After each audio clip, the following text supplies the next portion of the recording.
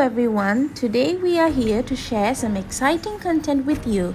Have you ever heard of Samulnori? The genre of Samulnori was born from a Korean folk music tradition called Pungmul, which is rooted in Korea's agricultural history. They used it for cheering up people and for farmers. Sometimes it was used for marching for wars. Samulnori uses four instruments, each of which symbolize an element of nature. Changu, the hourglass-shaped drum that represents the rain. Buk, the barrel drum, which has been around for 5,000 years, that represents the clouds. Jing, a large gong that represents the wind. Kwongari, the small handheld gong that represents thunder. During performances, Samulnori players are also typically dressed in traditional colorful Korean clothing, hats and shoes. Sometimes their attires include ribbons that are blue, red and yellow, which represents the sky, earth and people respectively. Hats are another component of the costume, a black-brown one called sangmo, which traces back to the Goguryeo dynasty's army helmet and could symbolize performers as part of an army, and a pointed white hat called gokkal with origins from a hat worn by Buddhist monks. Let's go more deeper about the instruments of Samulnori. The first instrument is the buk. The buk is a round, barrel-shaped drum with wooden body that both ends covered with animal skin.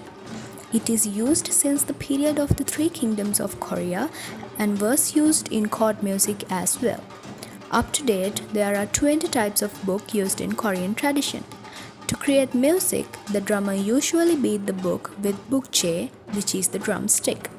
The second instrument is the jangku. The jangku is often called the hourglass drum, referring to its shape, also called seogo, also known as slim-waist drum, which is the most representative drum in traditional Korean music. The jangku has two sides, each with a different type of leather skin. One side produces a high-pitched sound and the other a low-pitched sound.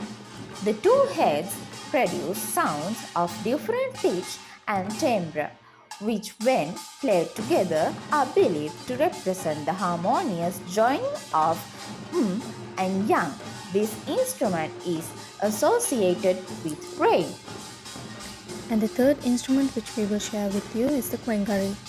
Kwongari is a small flat percussion instrument used primarily in the folk music of Korea. It is made of brass and is played with a hard stick. It produces a distinctively high-pitched metallic tone that breaks into a cymbal-like crashing timbre when struck forcefully. It is performed by the group leader to produce elaborate rhythms. While doing so, the Kwongari player often wears a plumed hat that is used both to signal and to emphasize his movements as he dances in front of the ensemble. The performer holds the gong by its turned back brim with the thumb and fingers of the left hand. The rope is draped over the left wrist as a safety precaution, and the beater is held in the right hand.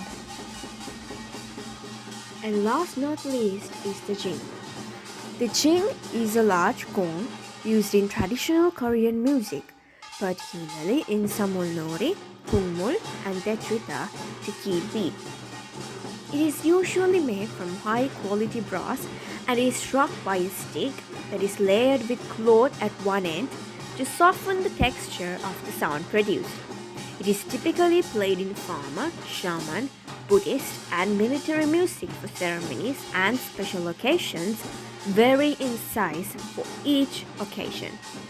It is capable of producing a gentle and lingering sound as well as a big sound with a rolling effect depending on force applied when striking against the brass.